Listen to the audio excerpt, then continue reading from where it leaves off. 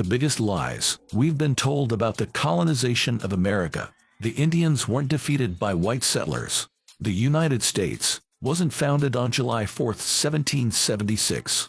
The Founding Fathers weren't Christians.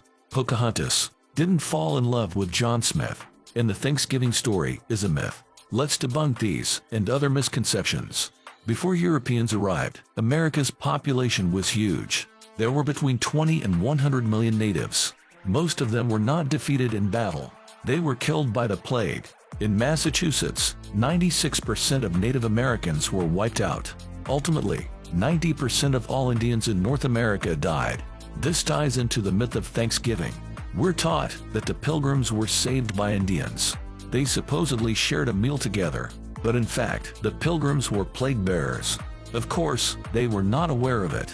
They moved to a new town to avoid the accumulation of bodies. In the new town, they introduced the plague again. The Pilgrims then moved to Cape Cod. There were no Indians left there, so the Pilgrims took over their cleared lands and cornfields. The settlers thought of Indians as primitive savages, but in fact, North America had an advanced civilization. The city of Cahokia was bigger than London in 1250. Native Americans invented hygiene and syringes before Europeans. Of course, not all tribes were equally advanced, but many of them had pre-Columbian civilizations. By the way, Christopher Columbus did not discover America. The Vikings had settlements on the East Coast in 1005. That's more than 4 centuries before Columbus. The Vikings were kicked out by Native Americans after 2 years. Another enduring myth is the story of Pocahontas. It has become well known thanks to the Disney movie, but there was no romance involved. The settlers imprisoned the Indian princess in 1613.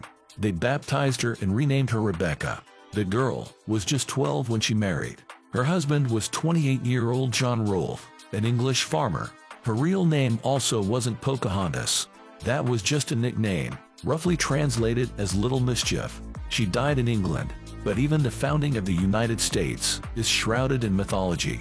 The Continental Congress voted for independence on July 2, 1776. The Declaration of Independence was drafted the same day. A revision was approved on the 4th. It was read aloud for the first time on the 8th. The final document wasn't signed until August 2nd. This makes the 4th of July a pretty random date to celebrate. The Founding Fathers' legacy is also not straightforward. First of all, there's no definitive list of Founding Fathers. Secondly, most of them weren't devoutly Christian. Thomas Jefferson said the Bible stood contrary to reason. John Adams proclaimed that the U.S. is not founded on the Christian religion. George Washington rarely went to church. He also deliberately avoided taking communion. And Thomas Paine openly mocked religion. Most of the founders wanted America to be secular.